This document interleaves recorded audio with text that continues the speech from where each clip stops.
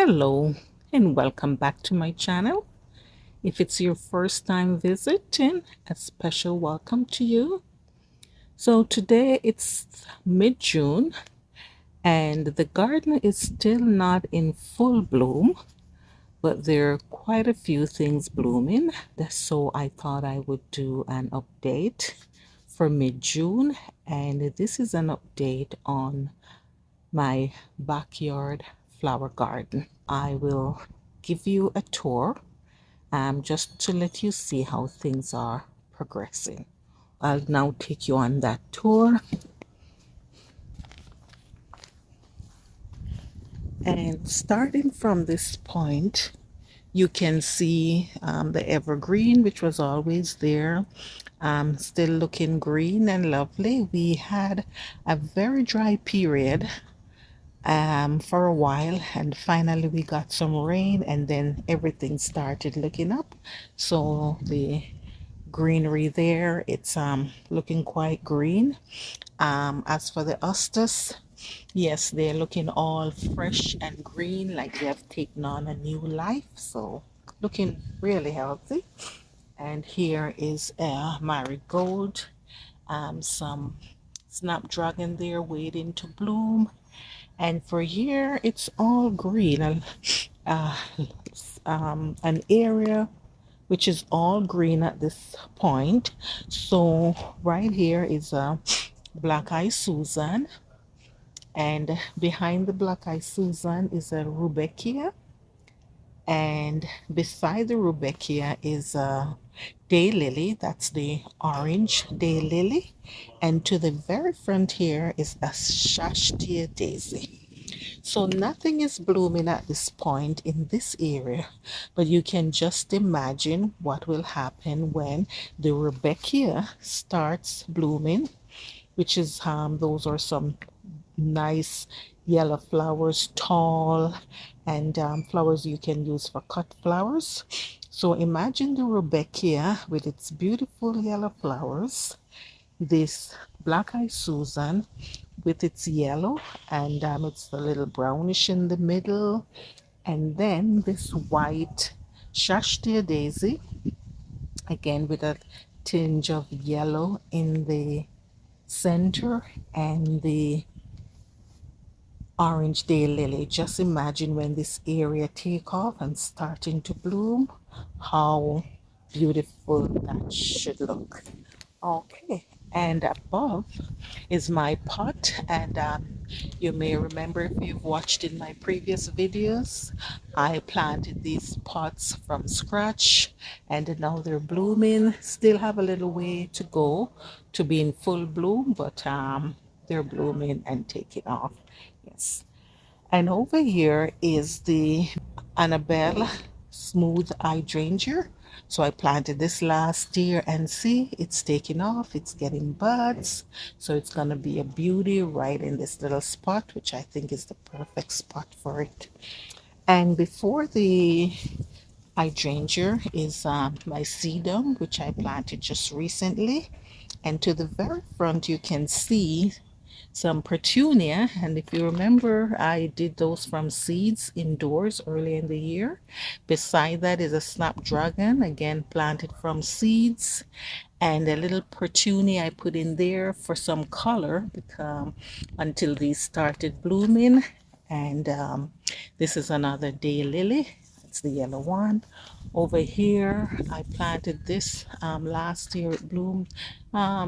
Not sure what that one is yet. I'll wait and see.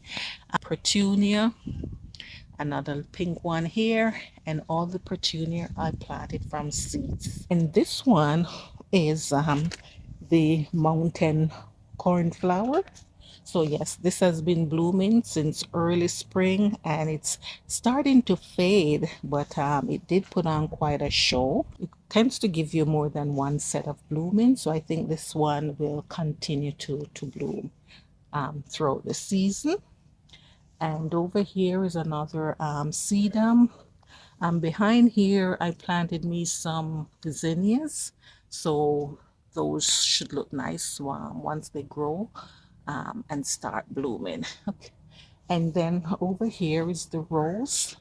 Very pretty orangey color, starting to bloom torso buds there. And yes, this one has been here for quite a few years, and yeah, you will get to see when that start to bloom. And over here is my iris. And I'm a little disheartened when it comes to my iris because I planted them last year and I was hoping for some beautiful blooms from my iris this year, and to no avail. As far as I can see, they're getting quite a bit of sun here. Um, yes, so I don't know what the problem could be. I don't know if I planted them too deep. I don't really have anything blocking them because they get a lot of sun from here because the this nettle tends, this potted dead nettles tends to stay low, so I don't see wherein it's shading the iris. But I am thinking too that maybe they just need some more time to develop fully, so maybe next year I may get some bloom. So I don't know, I will just take the best care I can of the iris. And what I may do is move some so that, you know, if this doesn't bloom next season, I can maybe get some bloom elsewhere.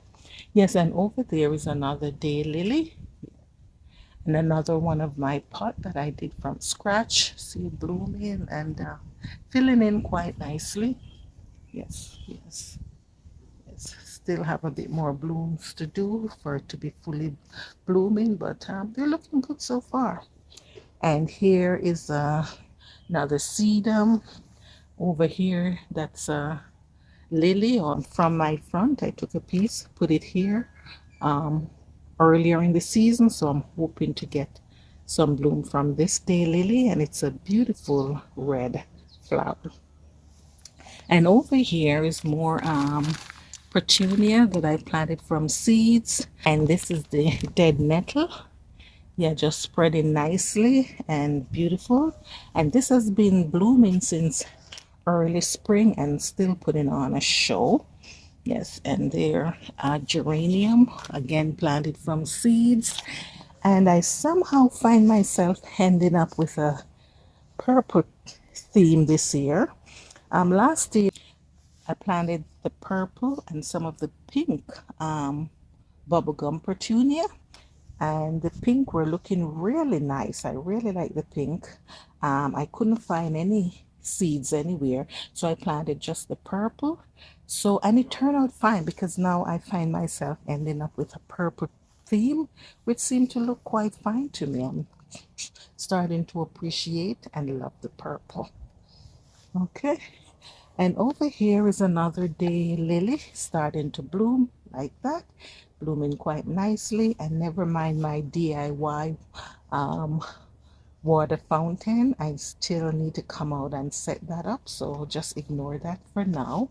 So this is one of my house plants that I keep inside during the winter, and come late spring, then I tend to put it in the garden and get me a nice little foliage going there. And over there is the Rose of Sharon. Yes, so looking forward to that. And here we have some more petunia. All these I planted from seed, a dianthus there, and another little petunia. And that's geranium waiting to bloom. Here you will find a marigold, and here is nasturtium. Yes, and another nasturtium there. And here is more hostas. And as you can see, the hostas are really looking green after that bit of rain that we got. Yes, hostas are really looking green and healthy.